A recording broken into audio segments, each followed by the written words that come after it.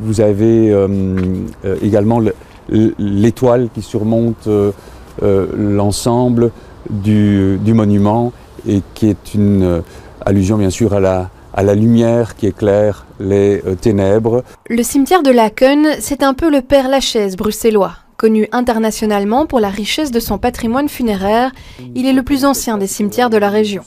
À l'occasion de la Toussaint qui approche, l'ASBL Laken Découverte propose aux visiteurs de redécouvrir ce patrimoine exceptionnel, dernière demeure de nombreuses personnalités. Le nombre de personnalités de tous les domaines, politiques, économiques, les grandes familles aristocratiques ont leur caveau ici.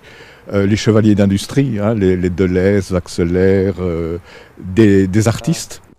Au détour des tombes, les visiteurs découvrent la richesse de la symbolique funéraire. Ici, 2 mains entrelacées pour 2 époux unis au-delà de la mort. Là, le symbole d'un médecin qui repose en paix.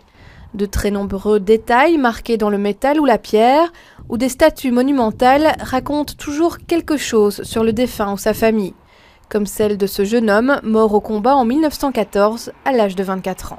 Elle illustre le sentiment patriotique très fort tout de suite après la fin de la guerre. Donc c'est un caveau familial, mais ce qui est mis en avant, c'est le sacrifice du fils, qui est parmi les premières victimes lors de l'invasion en 14. Ça fait réfléchir tout d'abord à la mort, la vie aussi indirectement et qu'est-ce que les gens ont voulu transmettre dans leur monument funéraire, qu'est-ce qu'ils ont voulu laisser comme idée d'eux-mêmes et laisser comme message à leur famille et à ceux qui viennent les voir.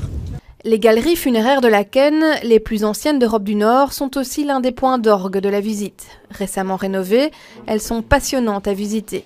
Que ce soit la symbolique funéraire ou les personnages illustres enterrés ici, l'ASBL Laken Découverte propose encore 2 visites du genre le 1er novembre prochain pour la Toussaint.